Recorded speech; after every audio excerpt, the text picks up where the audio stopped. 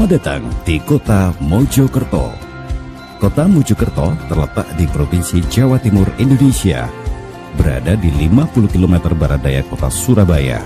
Merupakan salah satu wilayah yang termasuk dalam kawasan metropolitan Jawa Timur, yaitu Gerbang Kertasusila. Kota Mojokerto memiliki beberapa fasilitas pendidikan. Salah satunya adalah Universitas Maijen Sungkono. Berdiri pada tanggal 20 Agustus 1981, menjadikan Unimas sebagai salah satu universitas tertua di kota Mojokerto.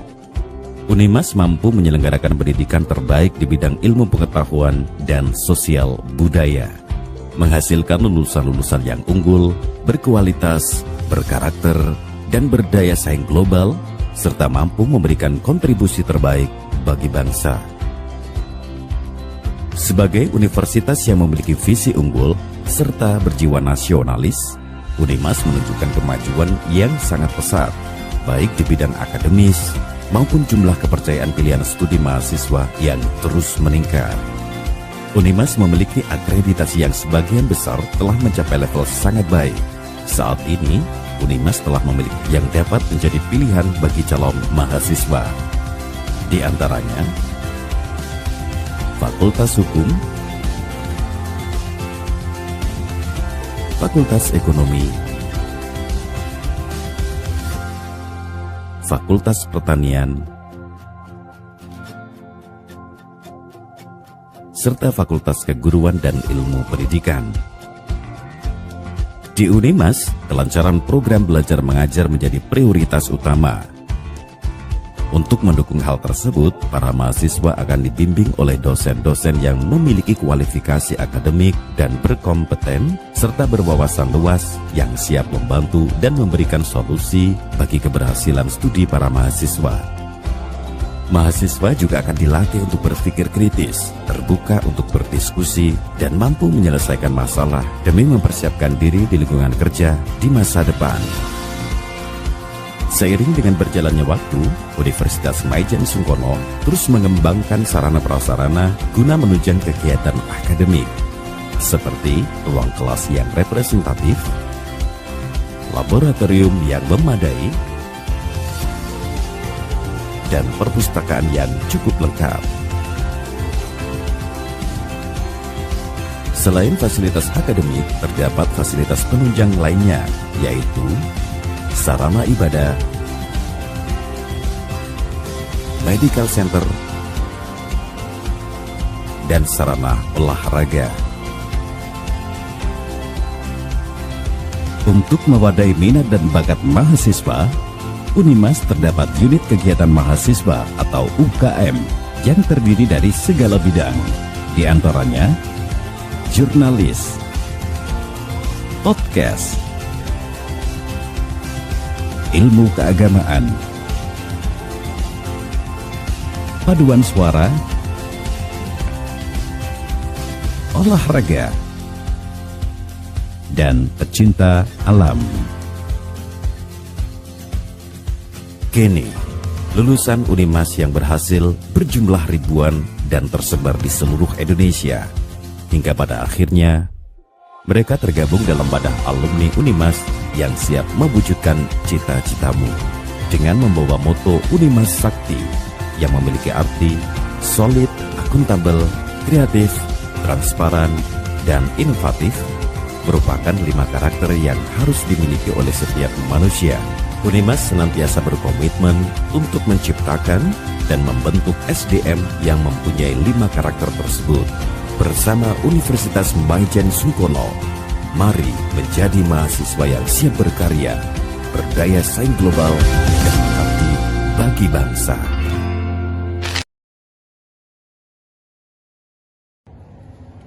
Assalamualaikum warahmatullahi wabarakatuh.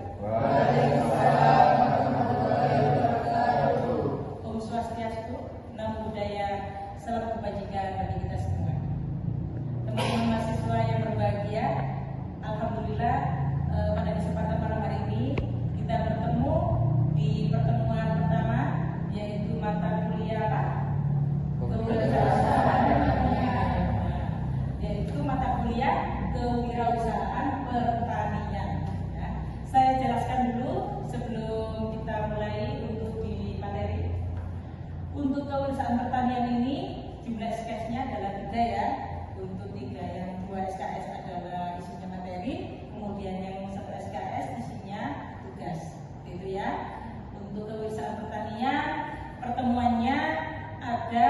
7 kali, kemudian ujian UTS, berarti 8 kali ya. Kemudian kita pertemuan lagi 7 kali pertemuan, 1 kali ujian UAS. Total pertemuan kita adalah 16 pertemuan, seperti itu ya. Oke, ada pertanyaan barangkali untuk mengenai tentang materi ataupun SKS atau untuk silabusnya atau RPS-nya, ada yang mau tanya? Tidak ada ya. Baik, kita langsung masuk ke materi saja ya. Baik, sudah. Oke, baik teman-teman mahasiswa, kita masuk ke isi ya, materi ya. Apa itu kewirausahaan pertanian? Ada yang bisa menjawab? Baik, saya jelaskan ya. Kewirausahaan pertanian adalah sebuah upaya kreatif ya, inovatif di bidang pertanian yang hanya berfokus pada produksi, gitu ya. Tetapi juga mengintegrasikan aspek pemasaran dan jasa. Ini adalah perpaduan antara pengetahuan pertanian dan semangat wirausaha untuk menciptakan nilai tambah. Jadi ada istilah entrepreneur ya. Entrepreneur pertama kali dikenalkan oleh Richard Taylor pada abad ke-18 yang berarti pelopor yang berani mengambil risiko dan menghadapi ketidakpastian. Jadi entrepreneur itu bukan saja bisnis di bidang non pertanian, di bidang pertanian juga dinamakan entrepreneur ya, atau kewirausahaan pertanian, petani pengusaha di bidang pertanian seperti itu, gitu ya. Jadi jangan berkecil hati. Kuliah di jurusan pertanian agribisnis, jadi apa Bu? Apakah jadi petani macul di sawah? Oh no, tidak ya. Jadi sampai bisa jadi entrepreneur, ya pengusaha di bidang pertanian seperti itu. Ada yang mau tanya? Ada yang mau tanya? Apa peluang usaha modern di bidang pertanian? Oke, baik, saya jawab pertanyaan luar biasa. Namanya siapa? Panggilan saya Mas Ferdi ya. Mas Ferdi, salah satu atau beberapa ya peluang-peluang bisnis di era modern di bidang pertanian itu macam-macam. Ada penjualan bibit pertanian, ada penjualan pupuk baik organik maupun yang non organik ya. Ada juga penjualan apa selain itu? Ada yang bisa jawab? Selain bibit, penjualan pupuk ya, bisnis-bisnis yang di bidang pertanian atau bisnis. Penjualan apa lagi selain bibit, pupuk? Ada tanaman hias ya. Seperti apa tanaman hias? Penjualan anggrek, bunga anggrek, aglonema ya. Kalau bibit-bibit itu sama kita lihat di Shopee. Bu Dewi biasanya beli bibit stroberi, bibit buah mangga, anggur, kemudian kelengkeng. Di Shopee ada, di TikTok ada, seperti itu ya. Ada lagi penjualan apa di bidang pertanian banyak. Kalau di era modern sayur hidroponik, pakcoy ya, pakcoy. Kemudian organik, sayuran organik seperti selada air yang biasanya kita beli yang di itu. Kalau di sini itu ada di Pak Bayu di belakang itu jualan selada. Biasanya juga beli selada seperti itu. Banyak sekali di era modern ini untuk bisnis di bidang pertanian, sangat menguntungkan semua, sangat menguntungkan sekali. Seperti itu.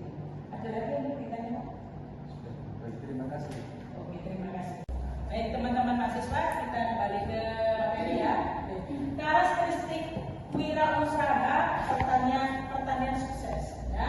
Ada beberapa. Satu yaitu kreatif dan inovatif. Kreatif dan inovatif yaitu mampu mengolah sumber daya pertanian secara unik dan menciptakan produk atau jasa baru yang menarik di pasar. Ya.